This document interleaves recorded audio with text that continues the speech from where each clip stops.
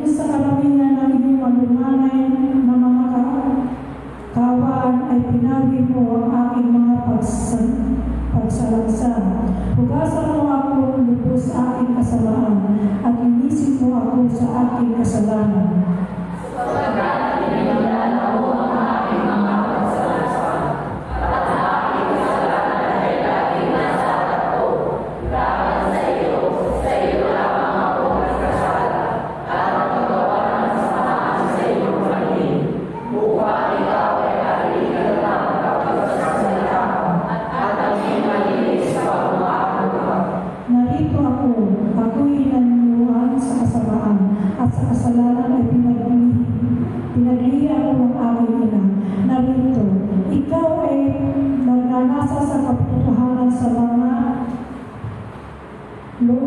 Sangkap at sa tubig bahagi niyong ipakilala sa akin ang karunungan. Linisin mo ako ng isuko at ako'y magiging malinis. Hugasan mo ako at ako'y magiging lalong mabuti kaysa ngayon. Pagpapagyan mo ako ng dalaga at kasayaan upang ang ako na iyong binali ay malaga. Ikumpli mo ang iyong mugkas sa aking mga kasalanan at tawiin mo ang aking lahat ng mga kasamaan. Likhain mo ako ng isang malinis na puso, O Diyos, at magbago ka sa isang matangid na espiritu sa loob ko. Huwag mo akong paalisin sa iyong harapan, at huwag mo pagpiliin ang iyong Santong Espiritu sa akin. Ibalik mo sa akin ang kagalakan ng iyong paglilinas at ang layanan ng pumunod sa Espiritu. Tayo po ay manalangin. Yes, Lord God, maraming salamat po muli, Panginoon, at kakataon na ito na iyong ipagkaloob sa bawat isa. Lord, naway ang aming napapakinggan ay may sa puso at may sa buhay namin sa pag-araw-araw namin gawain. Lord, give us knowledge and wisdom, especially sa magbabahagi ng mga banal na iyong salita. Buksan niyo po ang aming puso at isipan sa mga oras na ito. Maraming salamat din sa mga blessing na pinagkaloob sa amin. In Jesus' name we pray. Amen. Ayan na po. Pagiging po natin ang trust and obey.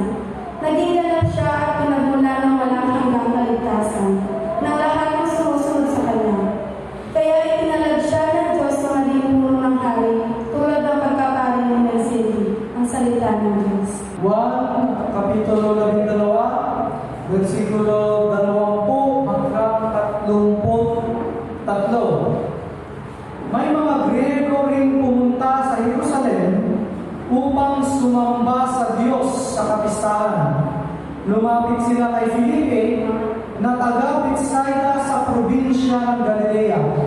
Sinabi nila sa kanya, "Gusto mo sana namin makita si Jesus." Pinuntahan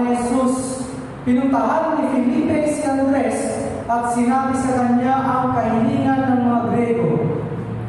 Pagkatapos, pinuntahan nila si Jesus at ipinaalam ang kahilingan.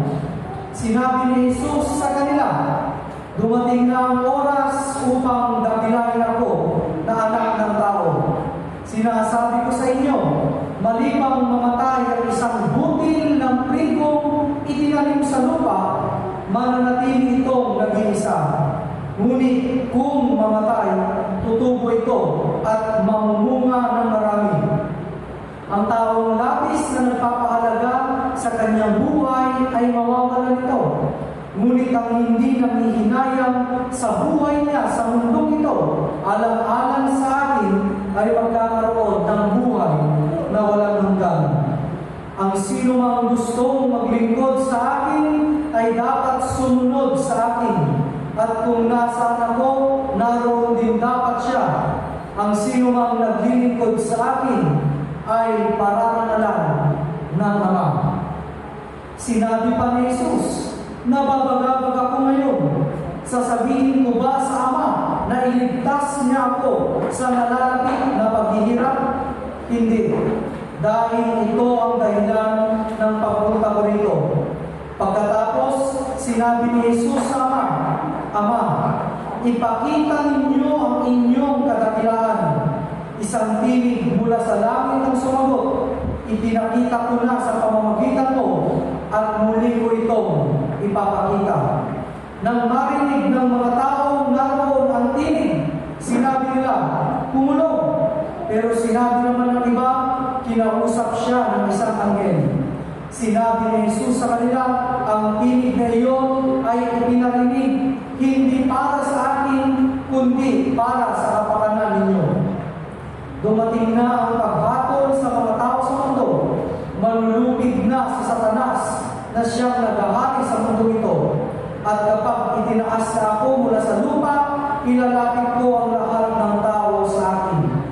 Sinabi ito ni Jesus upang ipahiwatig kung paano siya mamamatay. Ang mga salita ko ng Panginoong Diyos. Lord,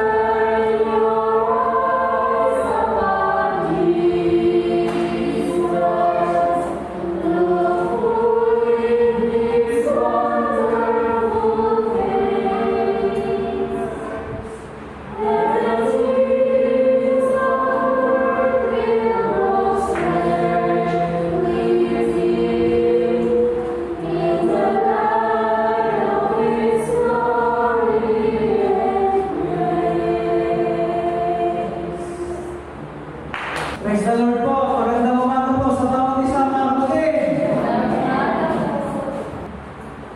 Sabi dito po sa verse 20, may mga Grego rin pumunta sa Jerusalem upang sumamba sa Diyos sa kapistahan. Lumapit sila kay Felipe. In short, itong mga taga-Grego, mga kapatid, hinahanap nila si Jesus. They are looking for Jesus Christ even though they are Greeks. Ano po ang ibig sabihin nito mga kapatid? Sila ay isang Hintin. Hindi sila Hebrew, hindi sila Hebreo, hindi sila Israelites.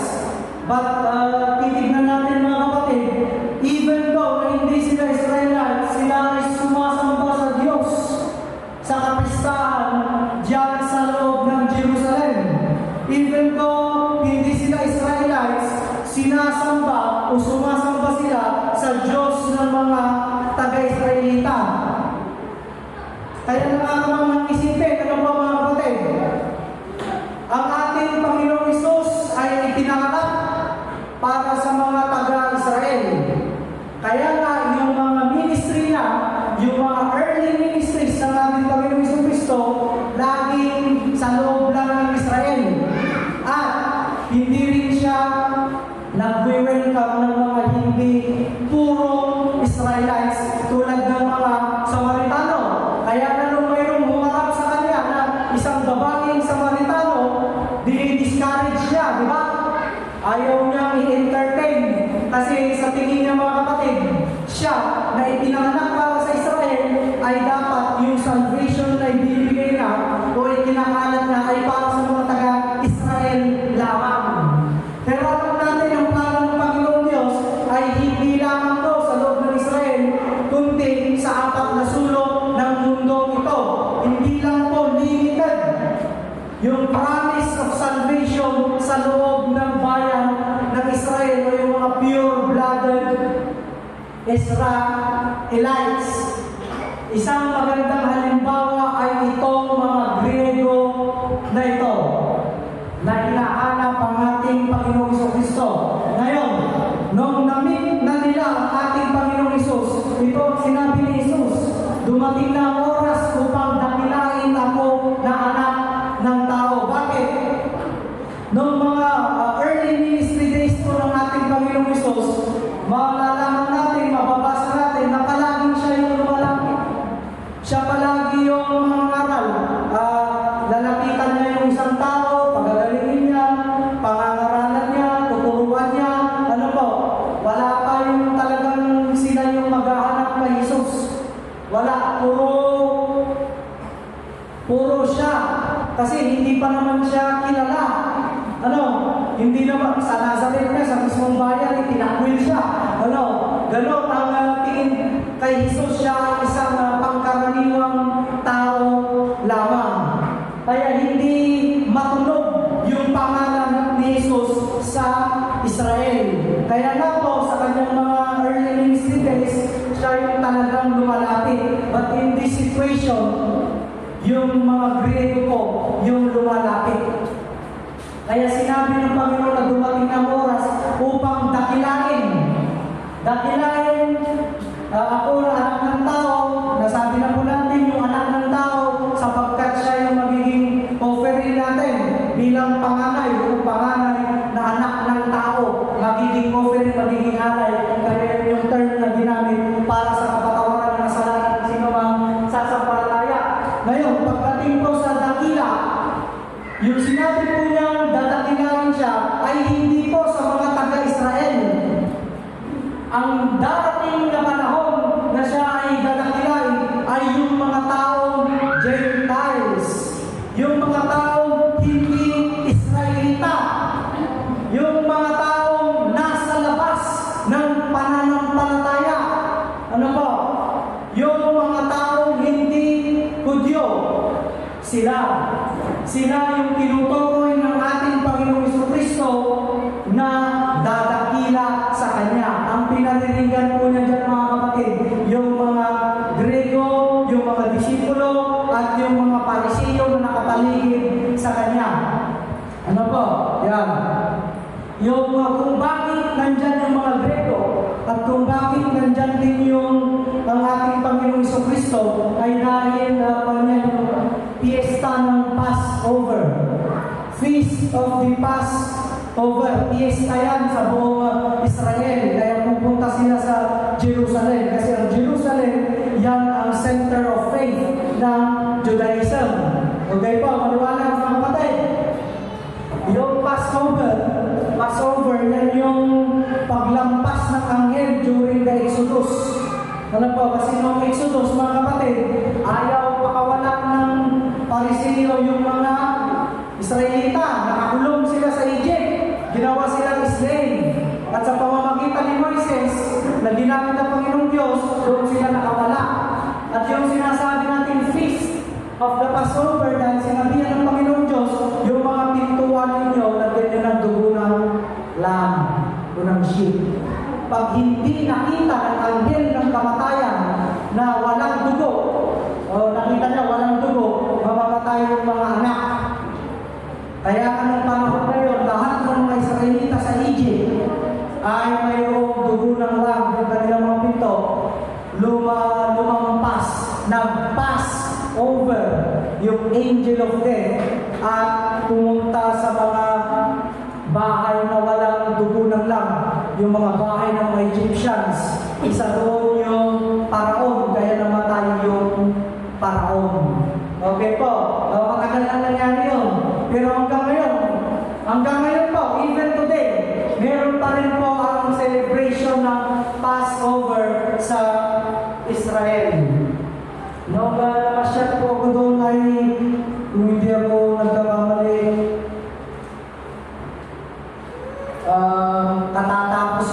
katatapos yung Feast of the Passover. Ngayon po mga kapatid ang mga nangyayari dyan. Kaya ang ating Panginoong Jesucristo, masasabi natin namangha siya sa mga Grego.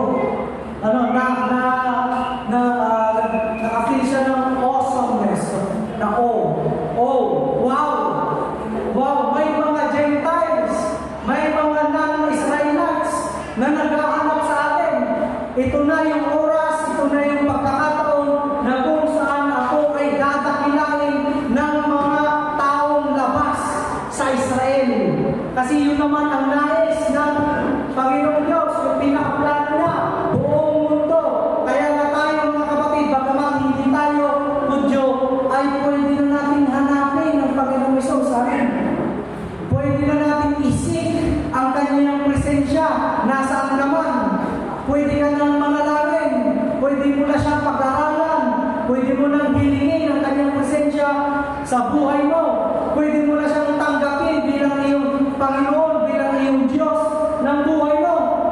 Bakit? Kasi yung pananampalataya, yung promise of salvation, yung kapangyarihan ng Panginoong Diyos, yung blessing, yung benediction, ay para sa lahat na po. Yun ang kagandahan mga kapatid ng tekstong ito. Isa sa mga magagandang bagay. Ano po? Everyone is now welcome to know Christ and make Him known. Yun lang sa prektas ng mga yoyoyet. Ano po? Amen. So dito sa verse 24, sinasabi ko sa inyo ang totoo. Maliban mamatay isang butil ng trigong itinanim sa lupa, mananatili itong nag-iisa, ngunit kung mamamatay, tutubo ito. Tutubo ito at mamumunga ng marami. Isipin nyo na lang yung trigo ay butil ng palay. Ang tinutukoy po niya ay yung sarili niya. Ang tinutukoy ni Jesus ay siya yung isang butil ng trigo o butil ng palay. Kailangan po niyang mamatay. Bakit?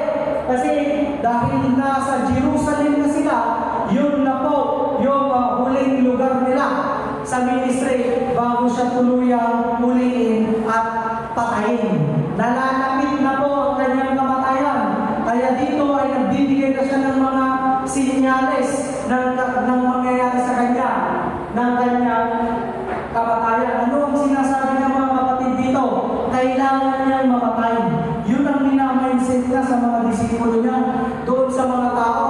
Kasi alam natin si Pedro, ayaw siyang mamatay, di ba? Ayaw siyang mamatay. Pero kailangan mamatay ng ating Panginoong Jesucristo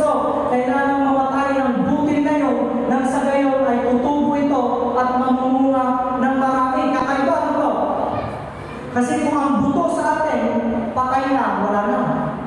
Tapos na yan, finish na yan. Hindi ka naman magtatanim ng buto na patay na. Ano? Pero ang sinasabi ng ating Panginoong Jesucristo dito, mamamatay muna yung buto bago ito tutubo at mamunga. Bakit? Kasi yan po ang fulfillment doon sa promise of salvation, sa kapatawaran ng kasalanan. Yung kamatayan niya, yung mag-fulfill nun. Kailangan po niyang mamatay. Ano yung sinasabi niyang tutubo at mamunga ng marami? Ito po yung pananampalataya. Ito po yung ministry. Kaya tignan natin mga kapatid sa panahon natin ngayon. Nababawasan ba ang mga Kristiyano? Hindi. Para parami ng parami, palago ng palago. Kahit anong bansa ka pumunta, kahit bawal ang Kristiyano dyan, meron at meron isang Kristiyano dyan na naniniwala sa ating Panginoong Diyos. Halimbawa sa Saudi, bawal ang Kristiyano. Pero may mga nag-worship dyan na Kristyan, underground sila. Ibig sabihin ng underground, nakatago kasi bawal malaman ng mga ng government of Saudi na nag-worship kayo. Kung hindi, kayo ay ikukulong o papatayin. Kaya since 2,000 years ago, mga kapatid, kakaunti pa lang sila noon. Kasi limitado pa lang sa Israel yung pananampalataya, limitado pa lang sa mga disipulo, apostol, yung mga nangangaral. Pero ngayon, mga kapatid, kahit sino pwede nang mangaral, kahit sino pwede nang tawagin ng Panginoong Diyos na mag-preach, mag-share, magbahagi, makipanalangin. Pwede na po yan. Wala na pong limit. Everyone is invited. And everyone can preach, can do ministry through the help of the Holy Spirit. Amen po. Kaya totoo yung sinabi ng ating Panginoong Jesucristo. Yung bunga ng ministry niya ay sobra-sobra talagang namumunga. Talagang mayroong tsansa na maabot ang 4 na sulok ng mundo. Sa social media, sa mga television natin, nandun na po, marami na rin nangangaral. Kung hindi ka makaservice, titingin ka lang sa TV mo, nandun na. Kung wala, sa internet, mayroon na rin. Kung baga, wala nang rason ang tao para hindi makapakinig ng salita ng Diyos. Wala nang rason. Nandyan na, ibinigay na lahat. Yun ang mga bunga, yun ang anim na tumubo sa pamamagitan ng kamatayan ng ating Panginoong Jesucristo. And we are very, very, very much thankful for that. Pero syempre, alam natin mga kapatid, ang namatay lang naman sa kanya yung katawan. Ang tinutukoy lang niya yung mamamatay dyan, yung katawan niya. Pero yung espiritu po niya, never yang namatay. Amen po. Amen. Kaya ngayon ay kapiling niya ang kanyang Ama sa langit at ang kasama natin ngayon ay ang banal na espiritu.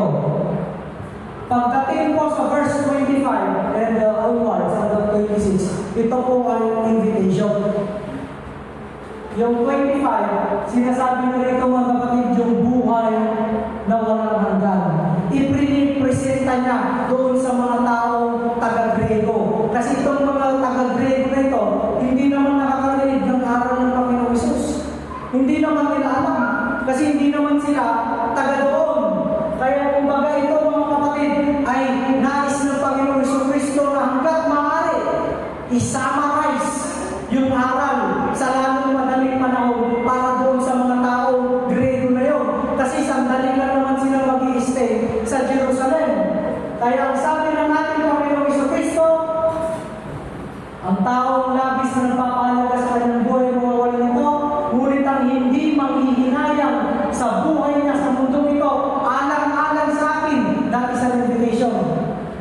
Jesus Christ wanted these Greeks, these people to follow Him, to offer their lives to Him. Ano ang kapalit mga kapatid? Ay magkakaroon ng buhay na walang hanggan. Hindi sa buhay na ito, bagkus sa buhay na susunod. The life after this. Buhay na walang hanggan. Yun ang nais niyang i-share. Okay po, ngayon, tinuloy niya.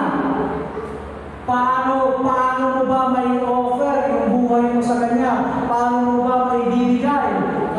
Paano mo ba yung hindi ka manghinayang sa buhay sa mundong ito? Alang-alang sa ating Panginoong Jesucristo, ayun na yun sa verse 26, ang sino mang gustong maglingkod sa akin ay dapat sumunod sa akin. Sa mga panahon na yun, nais ng Panginoong Jesucristo na sumunod ka na sa Kanya. At kung nasaan ako, naroon din dapat siya. Ang sino mang naglilingkod sa akin ay pararangalan ng Ama. Yung reward, yung pararangalan na nagmumula sa Ama ay matatanggap mo yun kapag ikaw ay susunod sa ating Panginoong Jesucristo. At paano ka susunod? Dapat ay hindi ka manghinayang sa buhay mo sa mundong ito, alang-alang sa ating Panginoong Jesucristo. Amen po? Mabigat ba? Mabagsit ba? Pag magturo kasi ang ating Panginoong Jesucristo, perfect. Perfect role model. Yan na yung pinakamataas na pwedeng i-goal ng isang tao, i-achieve ng isang tao. Kung baga sa grado mga kapatid, yan na yung 100% o 1.00. Wala nang tataas pa dyan. Kaya nais ng Panginoong Jesucristo, if you want your faith to be perfect, talagang iaalay mo yung buhay mo sa Kanya 24/7. Kaya ba natin yun? Kahit pastor, hindi kaya yun. Kahit pastor, hindi kaya iaalay ang buhay ng 24/7. Bakit? Kasi unang-una, ang katawan ng tao nakapagod. Kailangan magpahinga, nagkakasakit. Pangalawa, marami na rin ibang ginagawa. Hindi lang naman lahat ng ginagawa ng tao ay patungkol sa ating Panginoong Diyos. Ito ang katotohanan. Kung mayroon kang pamilya, syempre magbibigay ka ng time sa family mo. Kung may work ka, magbibigay ka ng time sa work mo. Pero tandaan natin mga kapatid, dito sa invitation ay hindi tayo inuobliga. Ayaw ng Panginoon yun. Bakit? Kasi kapag inuobliga tayo mga kapatid, pwersahan yun. Yun ang nangyari noong panahon ng lumang tipan. They are forced to follow God's will. Obligado silang gawin ang nais, ang utos ng Panginoong Diyos sa buhay nila. Kaya ang hirap noong panahon ng lumang tipan. But this time, mga kapatid, we are invited. Ibig sabihin, ang nais ng Panginoong Diyos ay matutunan natin siyang mahalin. Kasi pag ang isang tao, mahal mo, abay, masaya kang nagsasacrifice. Tama? Para sa tao yun. Masaya kang nagbibigay. Masaya kang tumutulong. Kahit mawalan ka na, okay lang. Basta mapasaya ko lang siya. Ganun ang pagmamahal. Kaya pagmamahal ng ating mga magulang, tignan natin, kahit sila ay nahihirapan na, okay lang sa kanila. Kasi mahal nila yung anak nila. Mahal nila yung family nila. Ang problema mga kapatid, kung bakit hindi natin magawa yung ganong klaseng sacrifice para sa ating Panginoong Diyos, ay hindi pa kasi natin siya natututunang mahalin. Parang teacher yan. Student-teacher relationship. Teacher mo yan. Hindi ibig sabihin mahal mo yung teacher mo. Di ba gano'n? Ngayon, pag may pinagawa si teacher, kapilitan. Napipilitan ka na lang tapusin. Napipilitan ka na lang gawin. Nagiging obligasyon. You are forced. Kasi kung hindi mo gagawin, babagsak ka. Babagsak ka. Pero mga kapatid, kung mahal mo yung edukasyon, hindi lang si teacher, kung mahal mo yung ginagawa mo, dahil alam mo sa sarili mo matututo ka, mag-i-improve ka, sa pamamagitan ng kalaunan, makakatulong ka sa mga magulang mo, sa pamamagitan ng edukasyon na yan ay may iaangat mo yung buhay ninyo. Ay mga kapatid, hindi ka mauobligang mag-aral kasi automatic na yung pag-aaral sa'yo. Kahit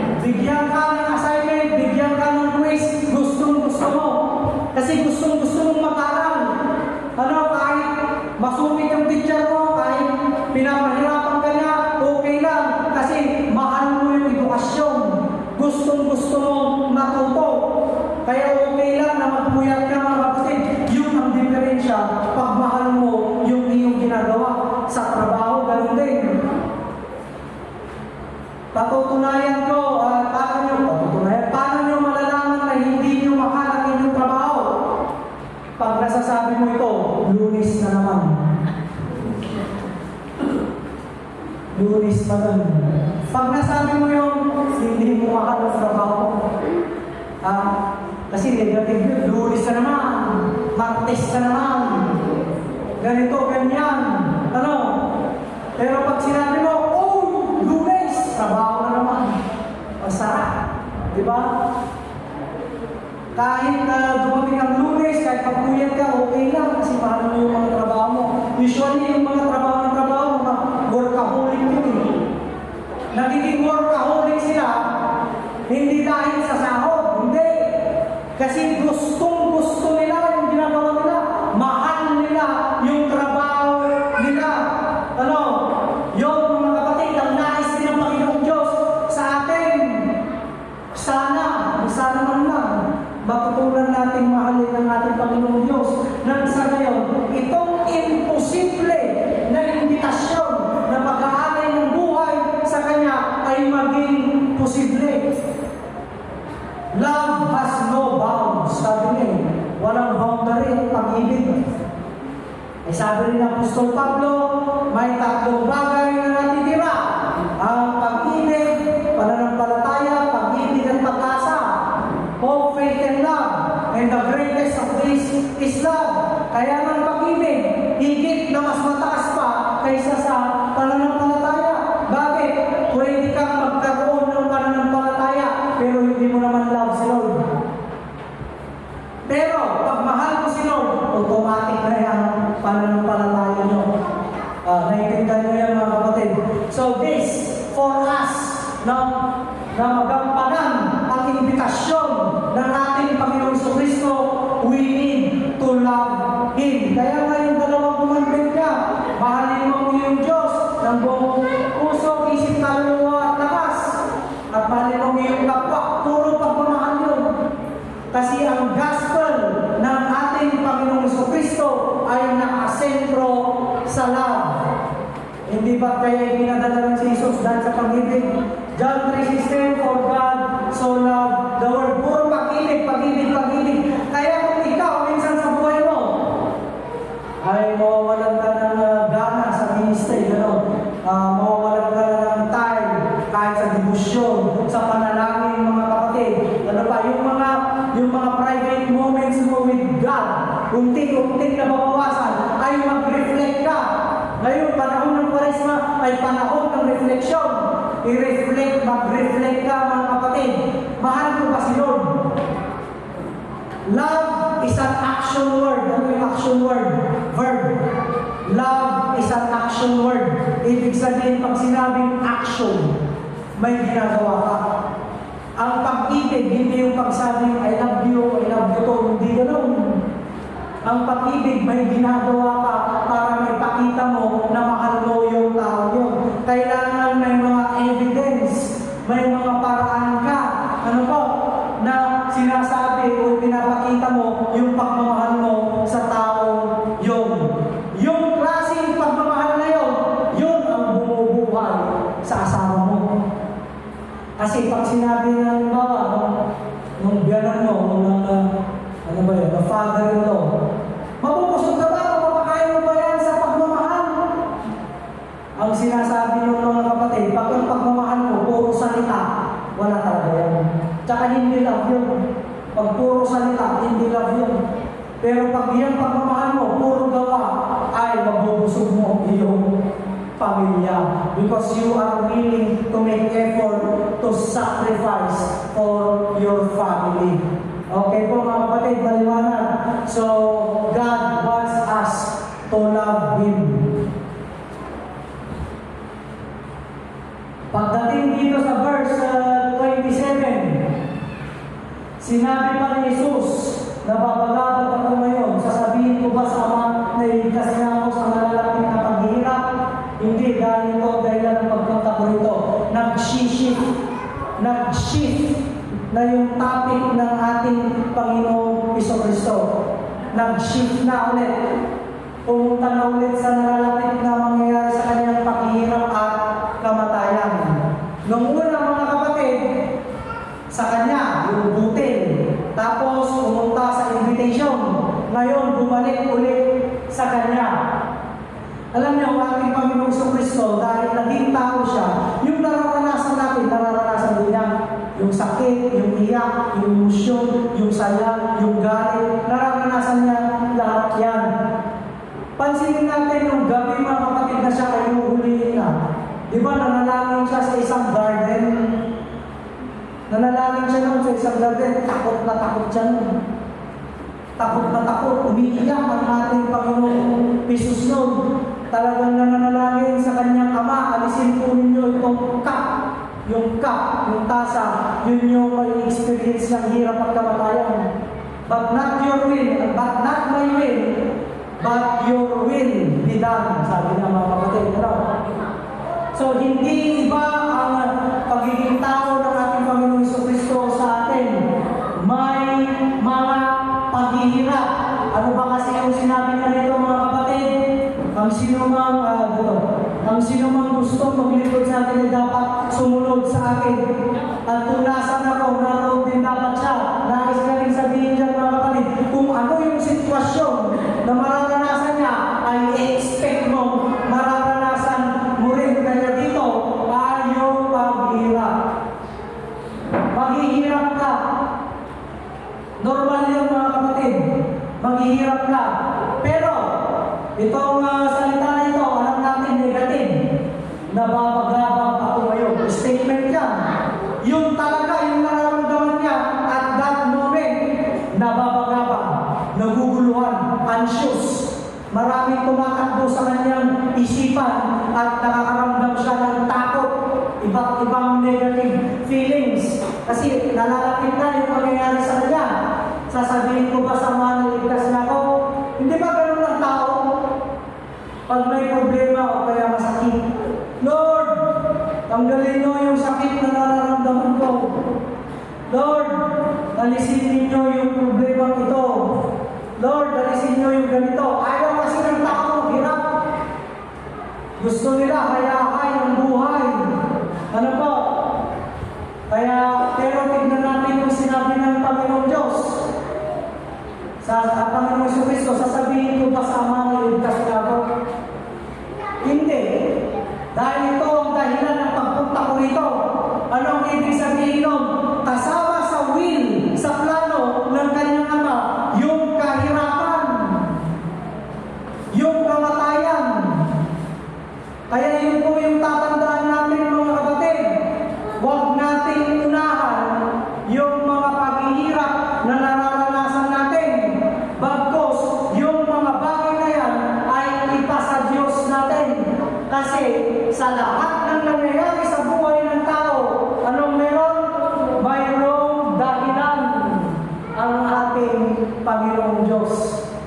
Whatever you are experiencing right now, whether good, whether bad, may sakit ka man, napabakasyon ka man kasi natatakot kang bumalik sa work mo, at kung ano-ano pa, mayroong dahilan ng Panginoong Diyos.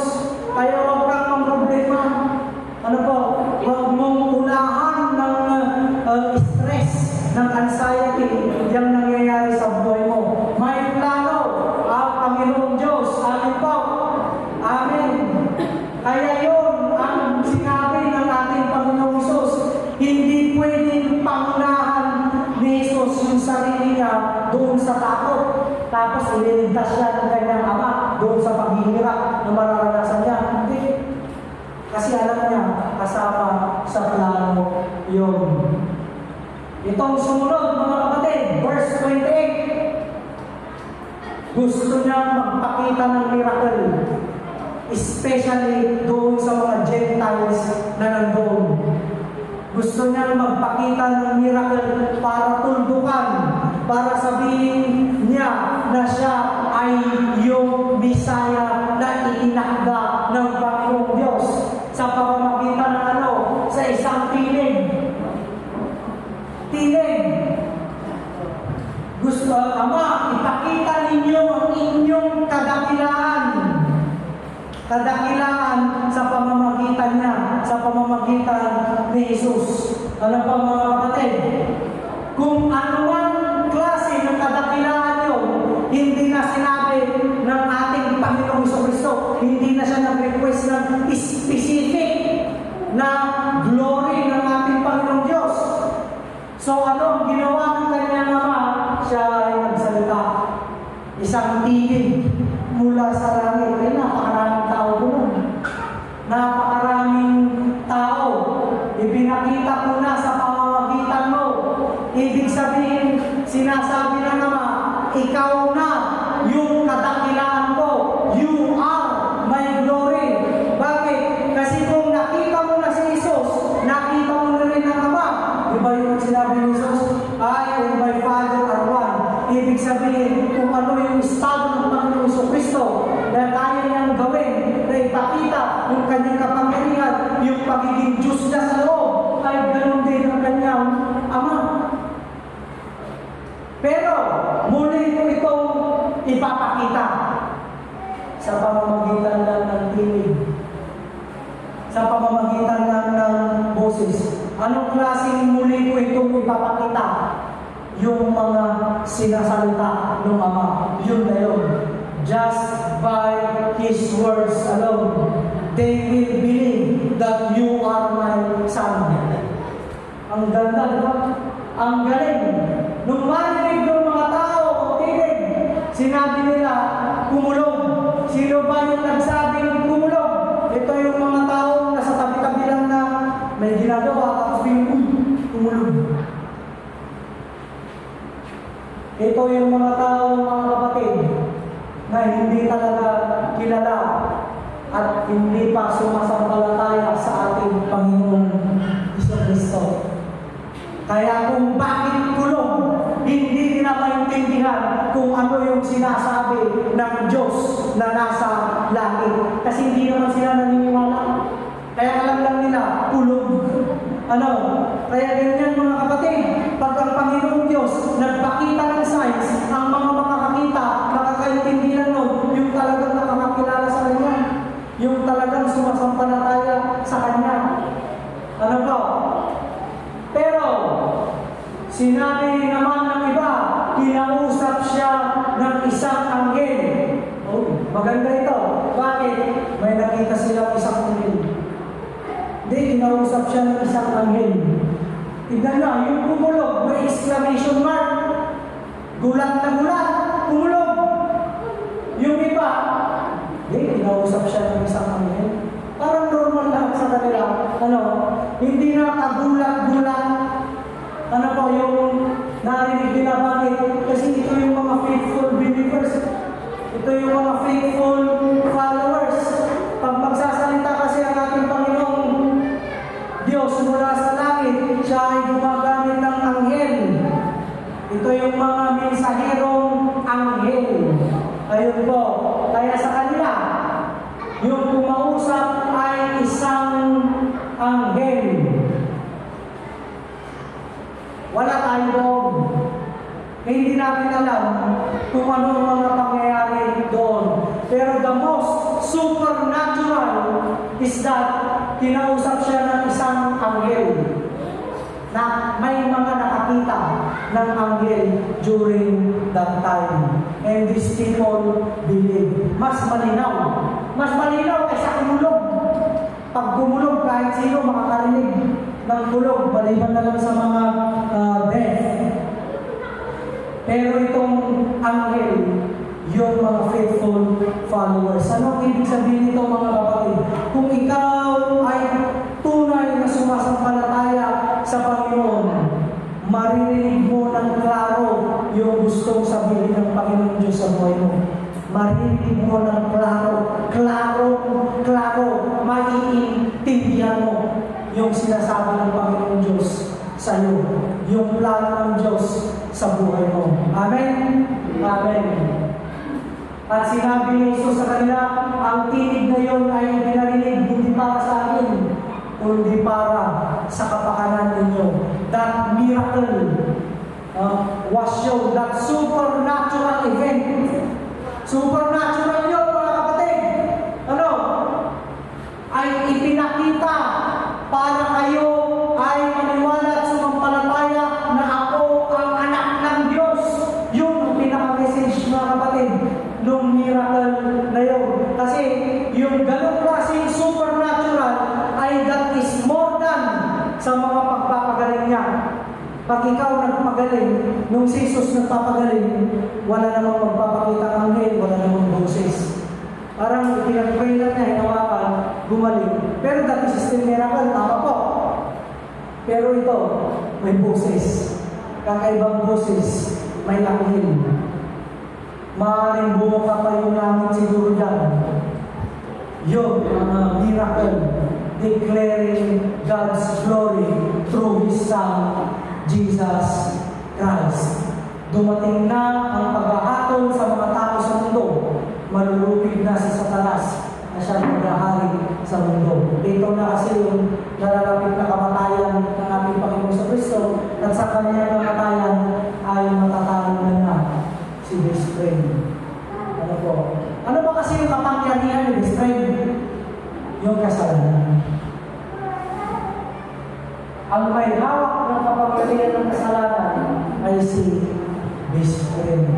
Kaya lahat ng klase ng sakit, lahat ng klase ng korupsyon, kayang gawin yan sa'yo ni best friend. Lahat ng klase ng tukso, lahat ng klase ng paninira, lahat ng klase ng pagkabagsak, kaya niyang gawin sa'yo. Kasi siya ang may hawak sa kapangyarihan ng kasalanan at kapangyarihan ng kamatayan. Eternal po si best friend. Hindi po yan namamatay. Spirit po si best friend, hindi yan namamatay. Kaya kung akala mo masasaksak mo lang siya dyan, mamamatay. Hindi. Kung akala mo mauutusan mo lang siyang papuntahin sa impyerno, hindi. Ganon po siya kapangyarihan. So, ang kamatayan ni Jesus, mga kapatid, ay free tayo doon sa influence sa kapangyarihan ng kasalanan. Bagaman nakakagawa pa rin tayo ng kasalanan, ay wala na doon yung kapangyarihan ng kamatayan. Kaya nga sinasabi, we are saved through faith. Sa pamamagitan ng pananampalataya, tayo ay nailigtas. Saan ba tayo nailigtas?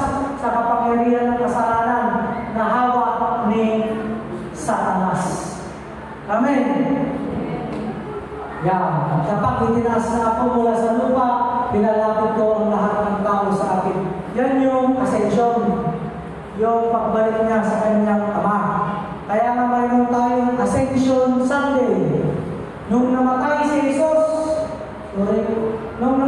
Jesus, tapos nabuhay siya ng 3 days, tama po. Kinasama niya yung mga disipulo niya, yung ibang followers, at 40 days after ng mga kapatid, bumalik na siya sa kanyang Ama. Kaya sa kultura ng Pilipino, mayroon yung padasal after 40 days na namatay ang inyong mahal sa buhay. Para sa Panginoong Isus lang, mga kapatid, okay, yung 40 days na yun.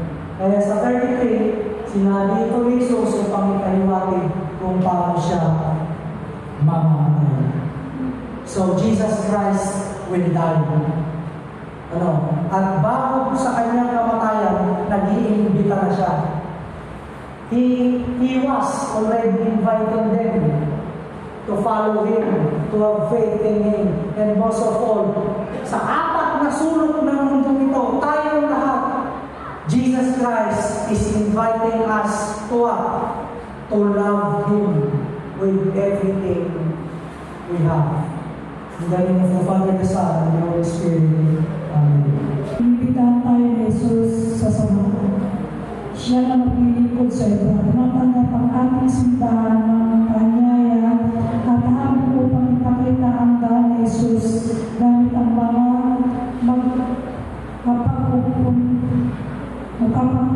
mapagkukunang pinabahagi natin. Nagbigay tayo ng makakaya natin para sa misteryo ng ating simbahan.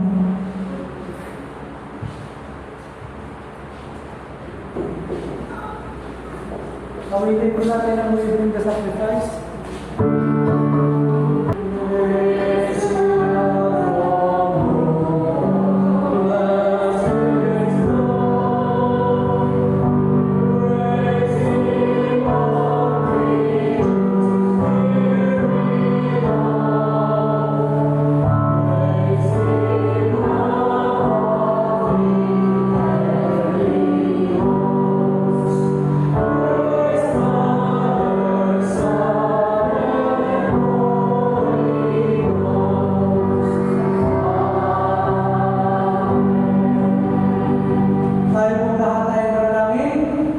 Diyos ng kahabatan, napapatabigo kami tuparin iyong mga utos at naghimagsik laban sa kung saan magdudulot ng kapayapaan at kagalakan sa aming buhay. Napakalaki ng iyong pag-ibig na inanong sa amin ng isang bagong tipan. Hindi nakasulat sa mga tableta, ngunit sa aming mga puso, sa aming pagbibigay at sa lahat ng aming alay. Naway aming buhay, aming pag-ibig at emosyon na dinadala namin sa iyong tambalan. Naway maalala namin sa pamamagitan ng aming pagbibigay na mahal mo kami ng sobra, na ang sakripisyo ng iyong anak sa krus para sa amin na hindi kailanman nalilimutan. Aming mga regalo ay kakaunti sa pag-aambing, ngunit ipaalala sa amin kung ano ang unang mong ibigay. Kay Kristo ang ating tagapagligtas at manunubos, nagdarasal kami. Amen. Tayo po ay umupo.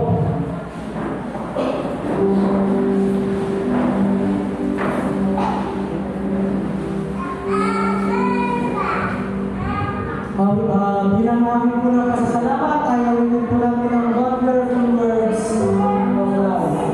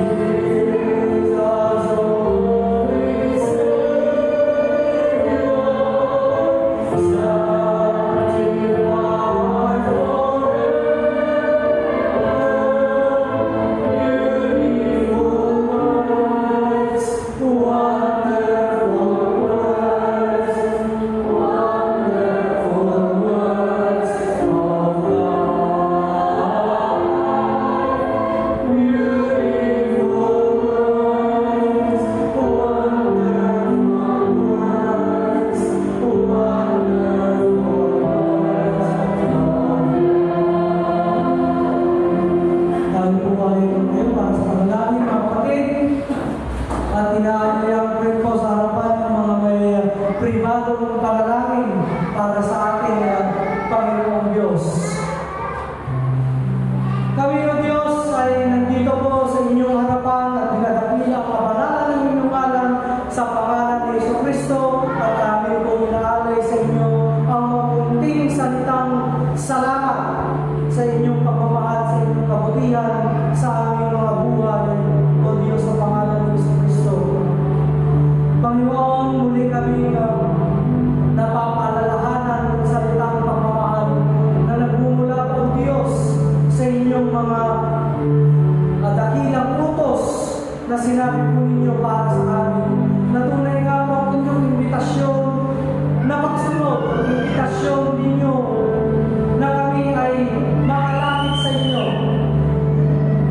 Ay tunay nga po, Diyos, na nagsisimula sa salitang pagmamahal. Opo, Diyos, kami ay umaamin na marami kaming kakulangan. Marami po kaming mga bagay na hindi namin magawa na kung minsan ay hindi namin naipapakita sa inyo ang pagmamahal na ito. Kami ay humingi ng tawad, Panginoon. Bagaman hindi nyo kami inuntila, ay kami pa rin ay lumalapit at nagpapakumbaba. Patawarin po ninyo kami, Panginoong Diyos, sa mga pagkukulang na ito na aming ipinapakita sa inyo kahit kami pa po ay mga Kristiyano. O Diyos, inihiling namin ang inyong patuloy na pagsubaybay, pagtulong sa amin, nang sa gayon ay mas matutunan pa namin kayong mahalin.